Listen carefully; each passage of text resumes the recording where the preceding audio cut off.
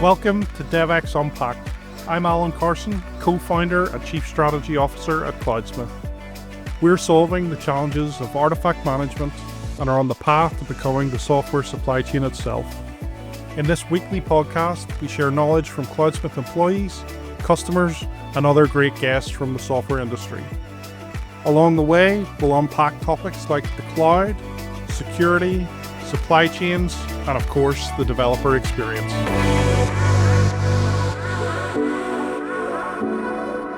I'd like to welcome you today to have a really good conversation with my good friend and colleague, Dan McKinney. I've known Dan for nearly 10 years, and we can talk a little bit about some of the origins around how we met and some of the early days in Cloudsmith right up until today.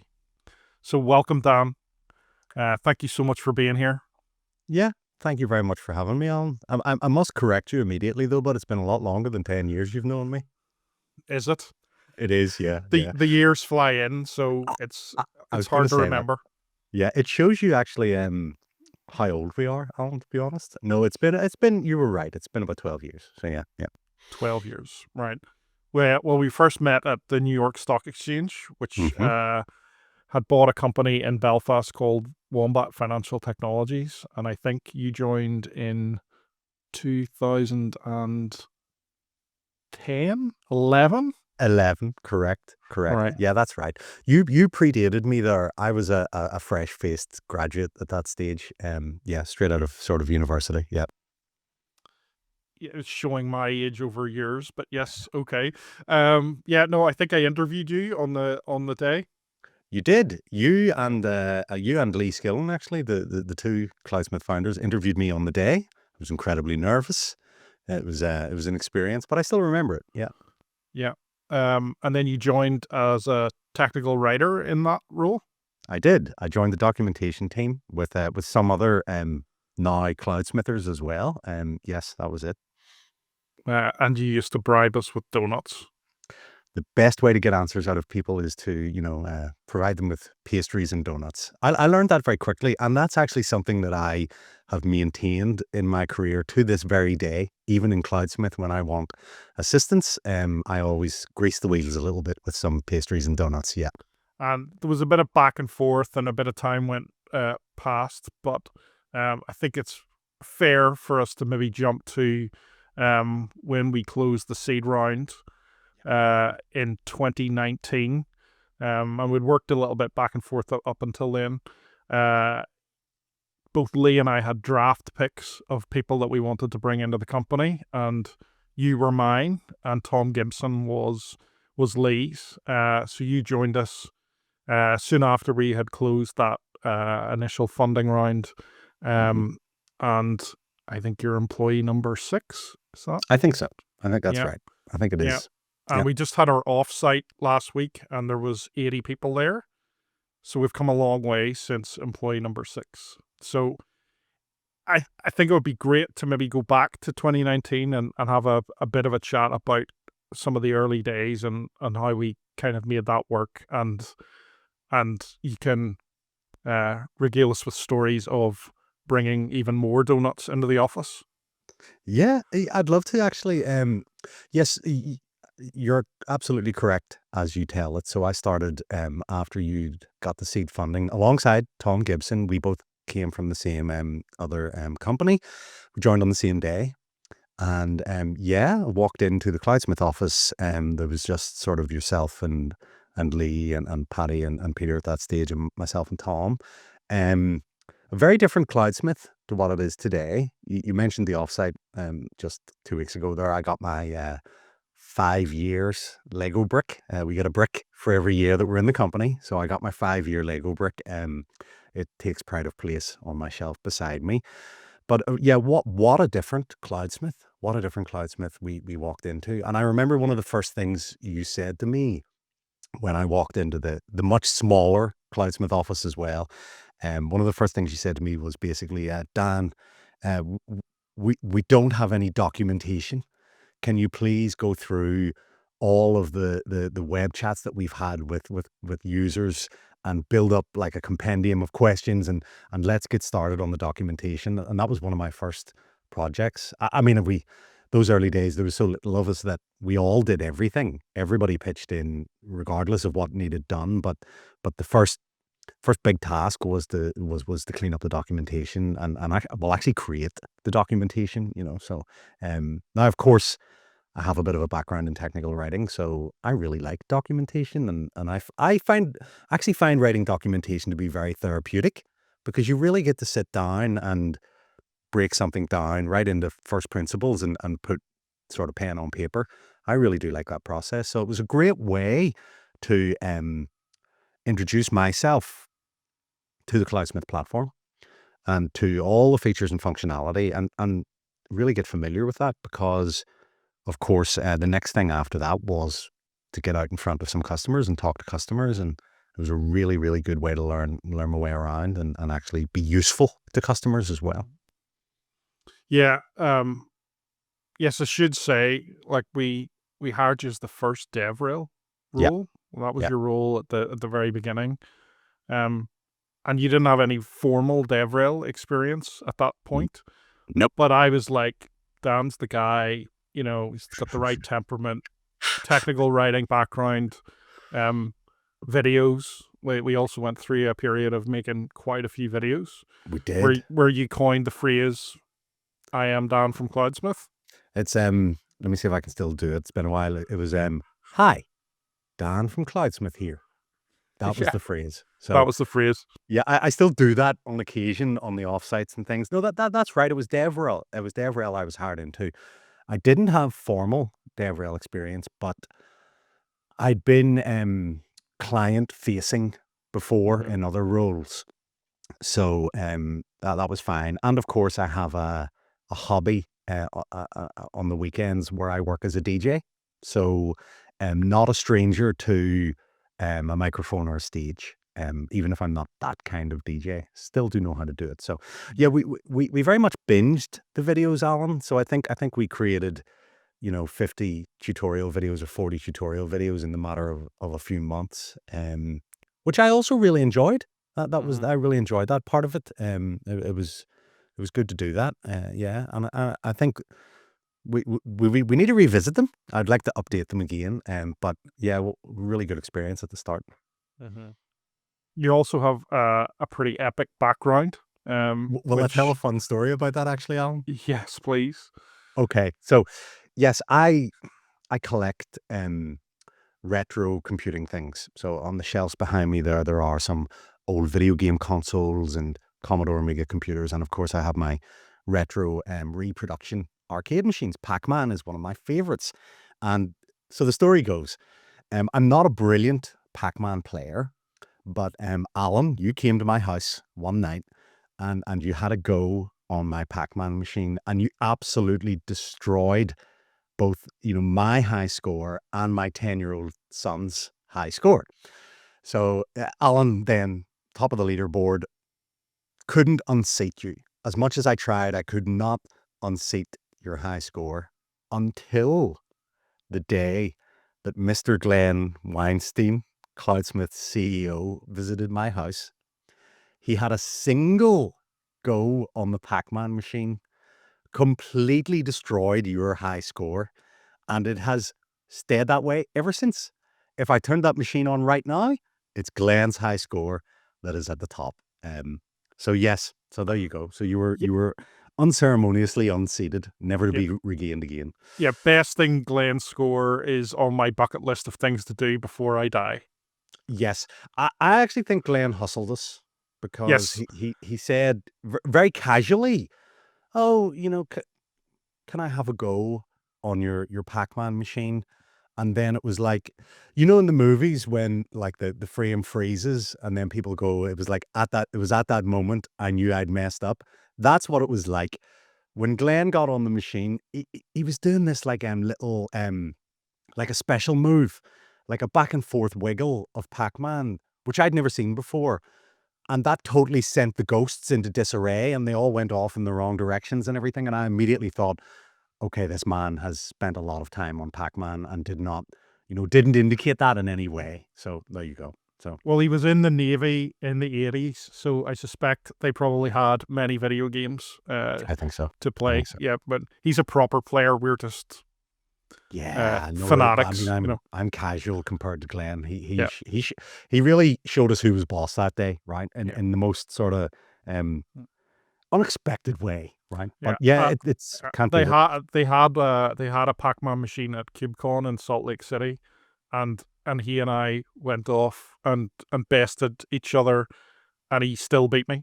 So Yeah, yeah, the man's a natural. yeah, He's a yeah, natural, absolutely. Yeah. yeah. So yeah. But I mean, honestly, Alan, my time in Cloudsmith has been filled with little anecdotes like that. Yeah, it's been a hell of a journey.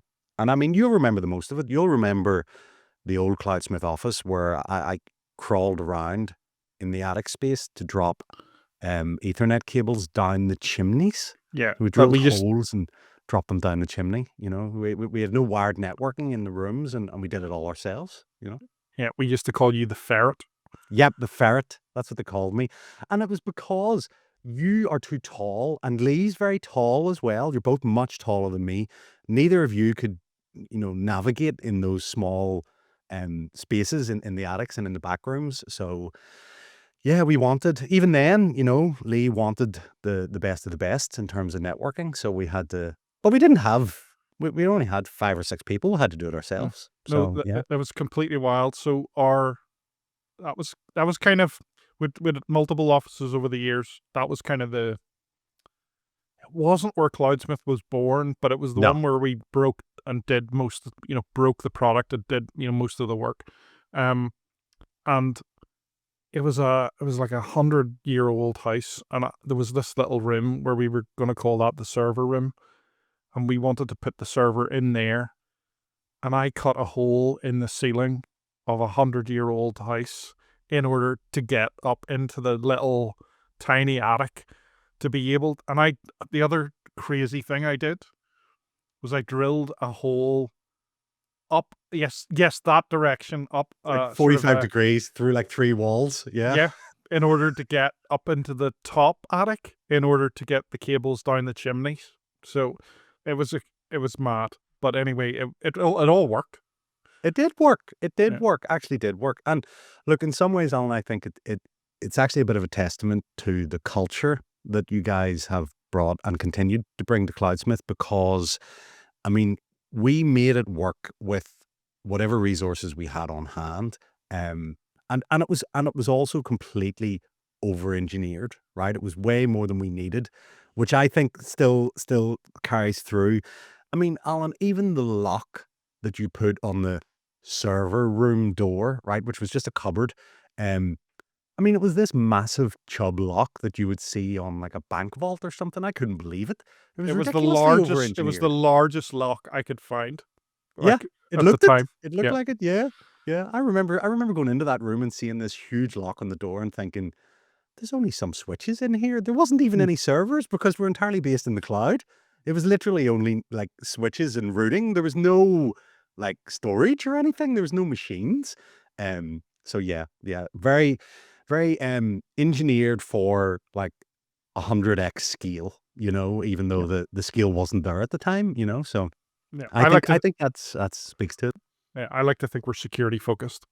Extremely security focused. Couldn't even get into our own routing cabinet, So Yeah. yeah, no, it was.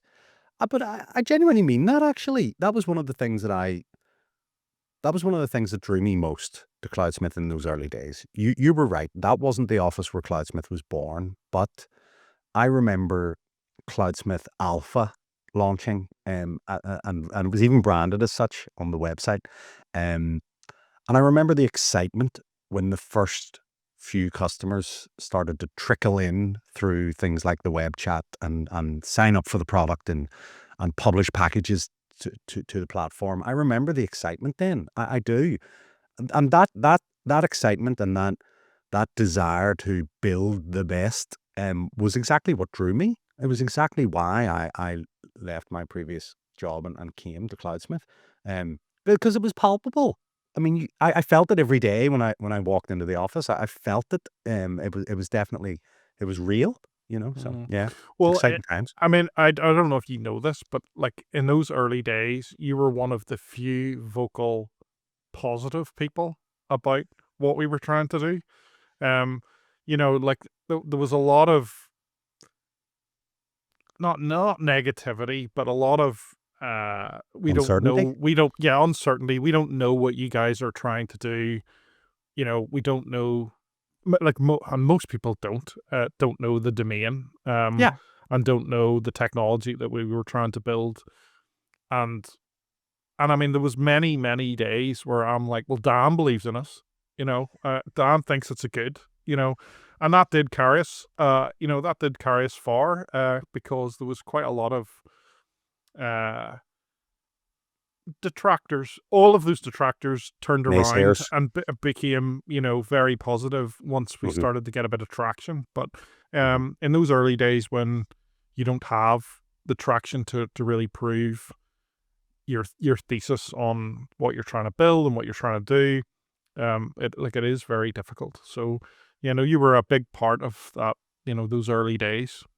I appreciate that, Alan. It's nice to hear, but I genuinely did get it. In the role before I joined Cloudsmith after the seed funding, I was it was a consultancy, and I was building infrastructure and a fleet of web servers for public sector things, and at that time we didn't have a centralized artifact management solution, right? And I knew they existed, but we didn't want to we didn't want to stand up yet another on-premise self-hosted tool that we would have to maintain. We were a really small team.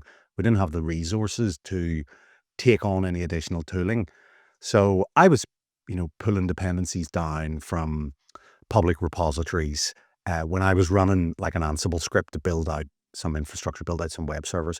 I was just fetching things from wherever I could get them, right?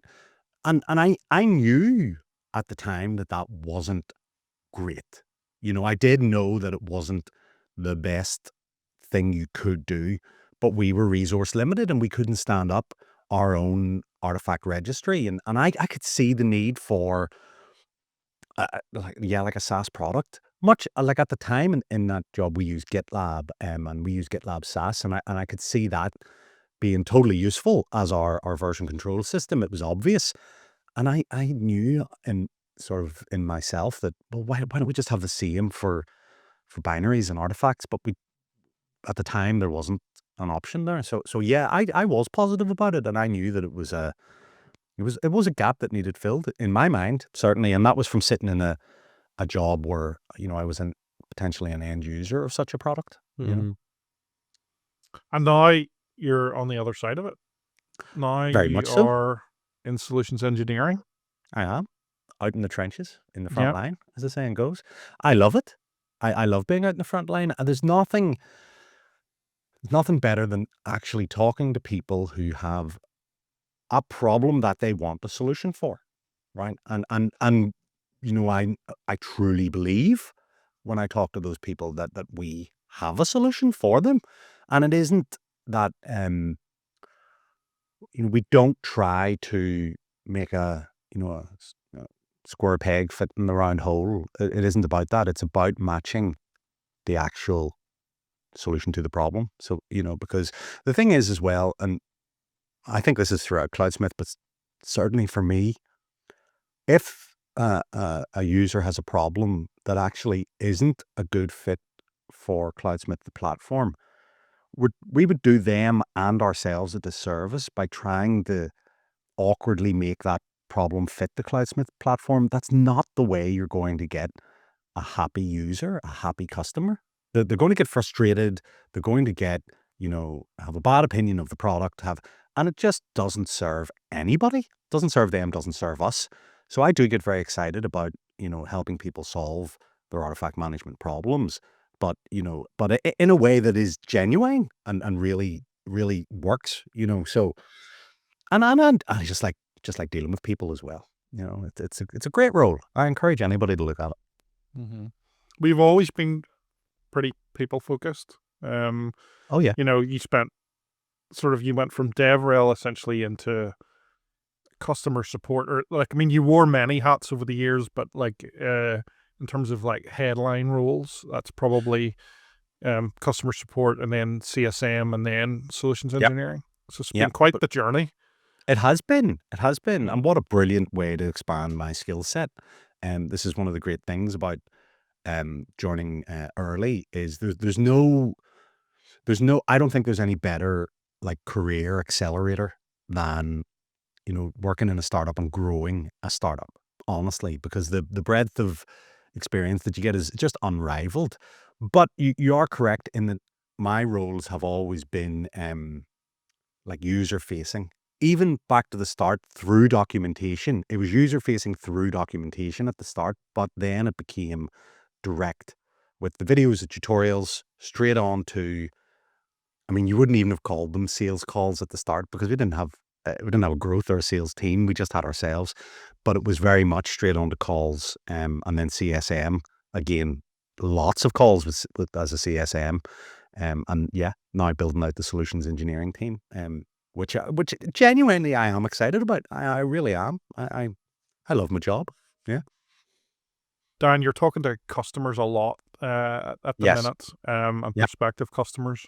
What sort of challenges are you seeing from, from their perspective in terms of like how we can solve problems for them? Yeah, right. That's a great question, and I could probably talk about that for a long time. So I will try to distill it down a little bit. Um, a lot of what we're hearing today is customers and users are more aware than ever of the importance of software supply chain security. Okay, and that has many many facets, right? It really does. We could probably do a podcast on each of these, really, if we wanted to dig into them deeper. But a lot of our users come to us to say, look, we have taken the initial steps towards a better software supply chain. So we have centralized our artifact management, but we're hosting it ourselves, or we want to centralize it because our teams have a lot of autonomy and they all have their own tools at the minute and they're doing their own thing. That's the first bit. The second bit is people are becoming more interested in software bill of materials, in salsa, in provenance, in attestations, that traceability, visibility, but they don't yet, a lot of people don't yet have a cohesive strategy there. So they're actually not just looking for like one platform that's going to solve all of their problems here. That's not what we're really hearing in the market. What we're hearing is they want to know best practices. They want to know a solution that will fit for them, but they are open to it being, best in class tools rather than just one large tool that tries to solve all their problems. So they want to build a better tool chain for software supply chain security. And I find there is an increasing awareness that artifact management is essentially the foundation that's built on. So a lot of people do seem to have that understanding that that's your first step, is getting a good handle on your artifact management. Packages in, packages out. That's the very basic, like 101. Everything else you build on top of that, and that can be other tools, it can be other platforms, but that's what I'm hearing a lot. I've yet to meet an enterprise who actually think that they have this all figured out. Right. There's a really lovely self-awareness there that I hear from enterprises, that they know it's not um it's not perfect. They haven't hit the golden path yet, Mm-hmm. but they really want to, and they're making steps. And it is step changes because there's a lot of work to be done there. But they're making steps in that direction. So that's what I'm hearing in the market, essentially. Well, that's amazing because that really leans into the original premise for Cloudsmith. Yeah. So just to sort of, go roll back the years. I mean, we started from a a software distribution point of view, nearly rather than the storage aspect. And it was more like, how do you make it easy to distribute software? And then that obviously became an artifact management platform, within the first conversation. And yeah, I mean, it was fairly contrarian at the time. And I think, over the years, the ecosystem has evolved. And, I think a lot of, we didn't know it was the right thinking at the time, but it has sort of No. been validated to being the right thinking at the time. Mhm. So it's really lovely to hear that, some of those early decisions that we made, and leaned into, in terms of the technology and the approach and ultimately the DNA of where we started, has started to sort of bear fruit. Um, and I mean, it's lovely getting into the hands of customers. I mean, Oh, it is. that has Yeah. always been the driver of getting it into as many developers' hands as possible, solving problems for not just developers, but security teams and, and It's really CISOs. And satisfied. Yeah, yeah, yeah, it is. I have to say, Alan, just you mentioned some of those early decisions, right? And I can certainly see this. Cloudsmith is, a really evolving platform. So we are always adding new features, new functionality, where we're always doing that. Um, but definitely some of those early decisions that you and Lee and the team made are still like the underpinnings of what drives us forward today. There's no doubt about that. Some of those early features, even that have been added, are still what really makes Cloudsmith stand out. And I hear that all the time. Wh- When I talk to people that are evaluating Cloudsmith, and I'm doing a platform overview demo or something for them, there's certain parts of the product where I can like physically see the people on the call sort of leaning in, and the interest, sparking. And some of those are the really early decisions that you took, some of those really early architectural decisions in a lot of cases. Um, Now, of course, we're evolving the platform. I'm now using our new web UI. We have a whole new web app. So, progress never sleeps like that. But definitely, I think that, those early decisions were key. yeah. Absolutely key.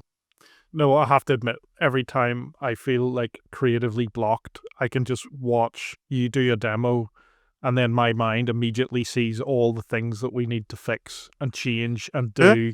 And, yeah, I can just see this sort of roadmap appearing in front of my eyes. yeah, yeah, So yeah, yeah. no, it's a really good way to understand what the challenges are for our customers, when you actually look at it yourself. That's right. There's no substitute. And actually say this even to people that are, looking to evaluate Cloudsmith. There is no substitute for getting hands-on, trying to work through a problem, build a workflow, build a process, from end to end, from building in your CI/CD to publishing to fetching out the other end. There's no substitute for that. It's Documentation's brilliant. I love documentation. It's as much as part of the product as the product itself, in my opinion. Tutorial video is fantastic, but they're only pieces of the puzzle. Really, the biggest piece is get an account, sign in, start pushing packages, start fetching packages, start applying policies, security scans, everything like that. So I actually encourage people to do that quite early in the process when they're evaluating Cloudsmith. Even I do encourage people to get hands on pretty quickly. Yeah. So in the very early days of Cloudsmith, we had created a very self-service platform, where you We could did. basically come Yeah. in, put your credit card in, just start to use the platform, and you didn't really Hmm. need to talk to anybody. Although we were very happy to talk to people through chat or whatever. Um, Hmm. it's very different now. We're now pushing very much towards enterprise deals. You've been sort of here throughout the journey of coming from Hmm. that very early stage up until, like last year, I think we beat our best deal 3 or 4 different times That's right. over the Yeah. year. What are some of the challenges that you've seen, or some of the evolution that has happened in terms of like how we engage with those customers? Yeah, that's actually a great question. So the role of solutions engineering in Cloudsmith has changed dramatically as the type of customer has changed. So you're absolutely right. In the early days, you'll remember this, Alan, we had, and I suppose this is probably typical for SaaS products, especially when they start up. We had a range of subscriptions, all the way from things that would, fit an individual developer up to, a small to medium sized enterprise. And we've refined that as we've grown. So we've simplified it. We have 3 subscription tiers today. Um, and we've definitely become, and I almost think it's almost been like a natural progression that we've become more enterprise focused. So when I look at some of the early companies that I dealt with, they were sort of a reflection of Cloudsmith. They were small little startups. They were very forward thinking, ready to try the latest and greatest technology. They could move very fast. They had, small development team. They were very agile, all of that kind of stuff. Like I say, a reflection of ourselves. Um, as time has moved on, and as the Cloudsmith product has matured, right, and added more features and functionality, we have become more attractive to the enterprise. Honestly, just naturally. I remember the first sort of larger, well, let's call them a well-known household name that came to us. This was around our Series A funding round, and there was almost a sense of amazement that an organization like that would look at Cloudsmith, and that we were feature rich enough at that stage to solve their problems. Um, Now it's gone even further in the last year, as you mentioned. Like, I've dealt with some enterprises that are like literally at the very top of their specific industry vertical. Okay, so they are the top of the top, um, and that's a whole different set of challenges there. Those enterprises typically, they have to move a bit slower, and it's just a product of inertia, because they maybe have 2,000, 3,000 developers, 5,000 developers, hundreds of teams, thousands of CI/CD workloads. You know, uh, that's just the nature. So, but with that, with that longer process also comes a lot more stakeholders. So you'll be across the enterprise. There'll be stakeholders from developer experience, platform engineering. There'll be application security. There'll be actual security people. There'll be lots. So a much greater breadth of stakeholders, all with their own requirements and priorities and concerns. So that was entirely new for me, as a solutions engineer, having not engaged an enterprise of that scale before. Um, so it really meant essentially more engagement for us. So with those kinds of enterprises, we would do, when they're evaluating Cloudsmith, at the very start with the smaller companies, maybe had a weekly call, check in on the evaluation, see how things were going. Those larger enterprises, I'll do daily calls. We will work collaboratively with them on an evaluation plan. We will agree that, we will go through it. It's a much more defined process. That idea of a proof of value process is much more defined and has much more people involved. Um, and that's it's really exciting, actually. It's really exciting to deal with different um sets of priorities and stakeholders. It isn't I don't just sit on calls with the same. It'll be a different group of people every day in a week. It'll be a different bunch, and we'll be having a different topic, and there'll be a different, plan that comes out of that. So yeah, it's like, it's comparing apples to oranges, really. It is. It's so different. Um, but I'll just finish by saying, like, I don't feel that we ever explicitly, in the early days, especially, like, pushed that like an agenda. We didn't. We were just building the best platform that we could think of and see and do based on our feedback. And it was doing that brought us, like, under the lens of bigger enterprises, so that it felt really natural to me. Felt like a Yeah. really natural progression. Yeah, no, well, I mean, I've always felt that we sat at or sit at at a level where really it doesn't matter what size you are, you can get value from Cloudsmith. And, Yeah. I think the more complexity that grows into, large enterprises, probably the value and, the solution becomes more hardened, Yes. Yes. but but there's something in there for everybody Absolutely. across the board. Absolutely. Look, we have not in any way left behind the smaller startups. I just did a call yesterday with a small startup company. Actually, their like CTO was on the call. He was a founder and like a principal engineer. And I think that there's only like 10 people in the entire company. They're just a little startup in the security space. But we absolutely do have a fit for them. They can take our velocity plan and it's going to, I have high confidence it's going to be great for them. And I spent 45 minutes yesterday chatting away to those folks. I even managed to solve one of their technical problems on the call, which is always a win. I've come away feeling really great about that. But they are like the polar opposite of some of the bigger deals that I'm in at the moment and the bigger enterprises that I'm dealing with. And but they were really excited about the product and they were really happy to use it. And I got a lovely feeling from them that they would be a really like happy and satisfied customer. So we totally do still have that for those smaller enterprises. And I really like that we still do. I Yeah. really like that we still do, And I also think it's really interesting, no matter how many customers that we get visibility on or potential customers, every tool chain is different. Like Oh there my is goodness. there is no there is literally no there's plenty of overlap, but there's no two tool chains are the same. None, none. And I blame you for this, Alan. You and Lee, Excellent. right? You always picked like the hard problems, right? You didn't pick let's build like a website for like booking something, right? No, you always picked the really hard problems.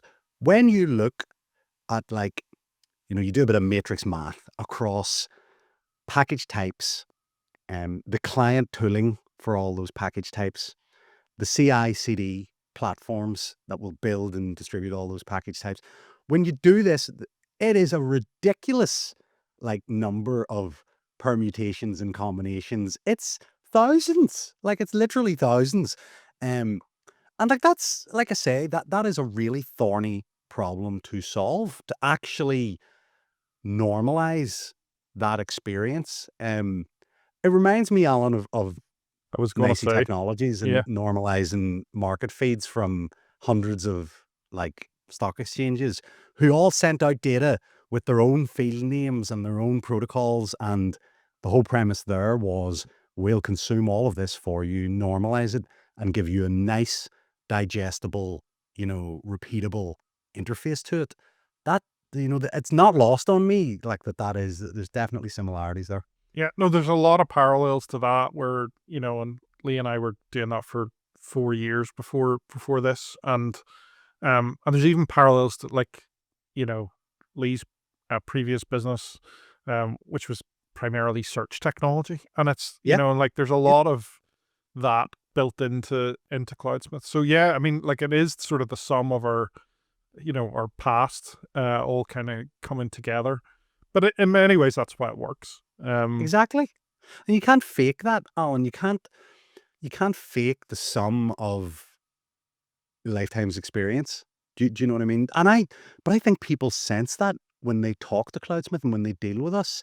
We are much more of I think we try to be a genuine partner to our users more than just a transactional vendor. Yeah. We definitely are. We definitely are. But it goes all the way back, like I say, to a lifetime of experience. Dan, you mentioned that there's some like real lean in moments from some of the customer calls that you do. Yep. What typically are you showing, or like what are the things that customers tend to lean into? Um, there's a couple. There are definitely a couple of choice moments that people do sort of sit up and pay attention to. So I think one of the big ones is our like multi-format repositories. So that idea of being able to essentially structure your artifact, your package estate in an entirely new and flexible way. That is one, and that really grabs people's attention. If I'm honest, it just opens up the possibilities. You know, it just means that we're not coming to people and saying, when you use the Cloudsmith platform, you must do something this way. Of course, we have advice and best practices, and a lot of that actually has come from our learnings with our customers. We talk to them all the time. We find out what works. We find out what doesn't work, what the best practices and patterns are, and we share that with people that are evaluating Cloudsmith.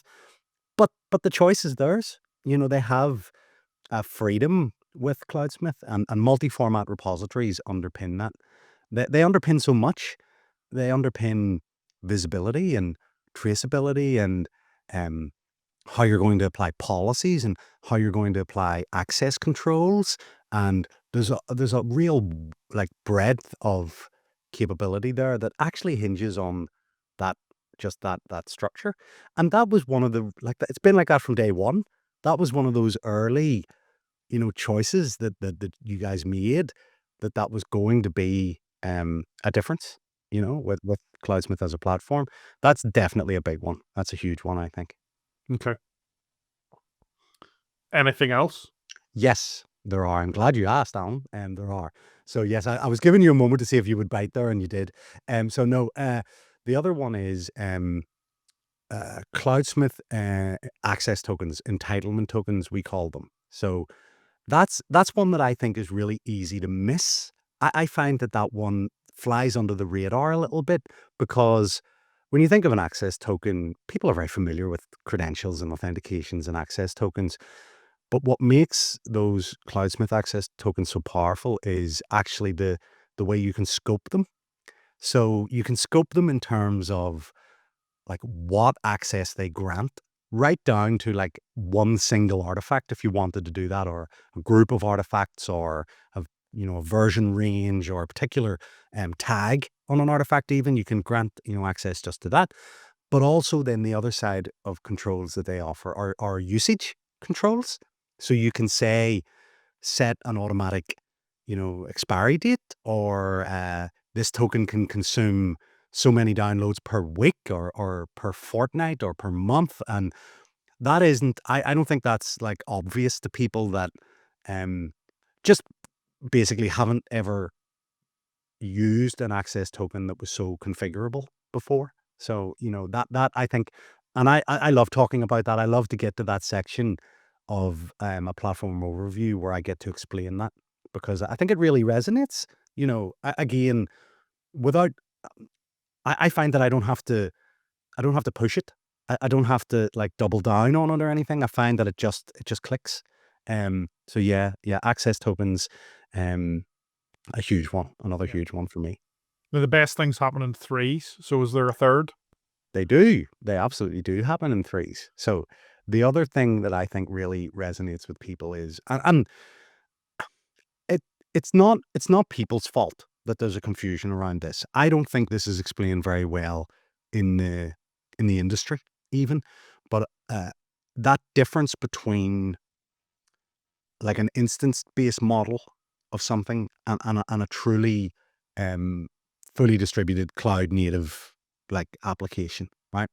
I don't think that's another one that clicks when you go through it. So I understand like why there is a confusion there. You know, a lot of tools, um, you know, are essentially the same tool that you would self-host yourself. A long time ago, it would have been on in the Cloudsmith like cupboard, you know, on a server. But a lot of cloud tools are essentially those same tools, but they're just hosted on, you know, AWS or Google Compute, and they're managed. Like the vendor will manage the hosting for you, but that's still very different from a fully distributed application where there are no like individual instances running on a resource constrained machine of some kind. Um, and that's again not immediately obvious. That tends to come out as we're going through the platform, and people are realizing, oh, actually, so my artifacts. How classic question people will say is, oh, I have development teams in the US and in Europe, and how do I ensure that my artifacts are highly available for teams that are globally distributed? And it's a bit of a revelation when you say, well, actually, you don't really have to think about that, because that's just the way Cloudsmith is architected. We do that essentially behind the scenes for you. You don't need to stand up an instance in Europe, an instance in the US, an instance in APAC. You can forget about that. That's pretty. I think that's pretty much a revelation for a lot of people, even though they may get that with other tools that they use, and they also don't get it with other tools in their stack. And it becomes obvious once you sort of point it out. So Dan, it's been great chatting with you today. Just a couple more questions. What's the thing you most love about Cloudsmith? Okay, put me on the spot. I could sit and say, I could sound like a real cliche, right? And I could say, oh, I love the people, right? Which I do. At the end of the day, it was the people that drew me to Cloudsmith, right? It was the people that drew me to Cloudsmith. My answer is the people. Yes. Well, I'll not take that one then. So I'll take it slightly. I'll say really what I love about Cloudsmith, it's actually an intersection. It's an intersection of people and technology, right? And that's what really appeals to me, because when I work in Cloudsmith, I am working on, I feel like I'm on the cutting edge. I feel like we are breaking new ground all the time, and we are enabling our users to break new ground, right? They along with us are on that journey, right? And they're not doing it themselves, and we're not doing it ourselves. It's very much together we're doing this. But I say it's an intersection because yes, the people really matter, right? They really do. The people really matter, and we hear that feedback as well when we deal with users of Cloudsmith. Um, we build relationships on. We do build relationships. We just do. Maybe that's some of our like innate nature, the type of people that we are. We're headquartered in Belfast now. We're a fully distributed team, but we have a culture to us, and that intersection of that culture with cutting edge technology, that's really exciting. Yeah. It genuinely is, and I'm not just saying that because I work for Cloudsmith, but I feel it. I feel it. I really do. No, that's great. Look, it's been great chatting with you today. We could chat for hours and hours and hours and hours over all the years and all the stories. So I Yep. would love to have you back on at some point, and we can dig into because there's a good story about a webinar that we didn't get to share today. I just one last question before you go. Is there anything that I haven't asked about today that you'd love to share? That's a great question. That is a fantastic question. I would like to share, Alan. I would like to share. I might embarrass you slightly on this. So, it was a long time ago. It was pre Cloudsmith Alpha, and I just remember. Uh, this ties into what you said earlier about in the early days. There was a lot of not disbelief, but there was a lot of like it was misunderstood. The mission of Cloudsmith artifact management was misunderstood. And I just remember you standing on stage at the Startup World Cup wearing a t-shirt that just said Alan across the front of it and nothing else. A black t-shirt that just said Alan. And you were trying to put across the importance of artifact management, the mission of artifact management and what Cloudsmith was trying to build. And I sat in the audience at that Startup World Cup, and I think it dawned on me then, like what a challenge you had taken on. Like what a challenge you had taken on. When I saw the other startup companies get up and do their pitch, I just thought, my God, Lee and Alan have really, they're really shooting for the stars here. That was my impression at the time, that there were so many easier things that you guys could have chosen to pursue. And yeah, that's a takeaway from me. The takeaway from that for me was that, like, you weren't afraid of the challenge. You weren't intimidated by it. And I'm sure there was people around you telling you that, like, would you not consider this, or would you not consider that, or would you, and trying to steer you, but you were never steered. Like, you were never steered. You stuck true to that original mission. And yeah, that was my takeaway. And that, like I say, that now lives on in that intersection of people and technology. It's still there. It's still there. So yeah, I remember it because I was there. Yeah. Well, we had very humble plans to take over the world. So exactly, that's it. Yeah. Yes, that's it. That's it. Yeah. Yeah. But you also had, And by the way, I stole that black T-shirt with the Alan, which I got printed. Like, I stole that from Tom Cruise in The Color of Money, because he had a Vince T-shirt. So yes, I always liked that, in terms of just the completely ridiculous confidence to wear a T-shirt with your own name on it. And I was just that's like, it. That's what it takes. It takes that. It takes that. It verges on delusional, right? That belief. Oh, well, that we were absolutely delusional. But that's it. Yeah. That's what it needs. That's what it needs, because you're not going to change anything by just doing something that's slightly different or slightly better, right? Yes, sure, you might build something out of it, but you're not going to affect change, right? You're not really going to do that. That's what I liked. And I was summed up in that Alan T-shirt. Like, that said it all to me at the time. Yeah. Well, look, thank you so much for being here today. It was great chatting to you. I really enjoyed it. Love to do it again. So we'll definitely have you back on.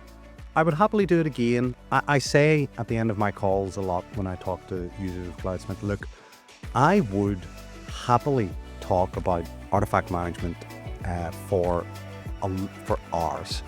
And it's not a very interesting topic for a lot of people, but I'm really passionate about it. And thanks for listening to me talk about things like that. So I appreciate it. All right. Thank you, Dan.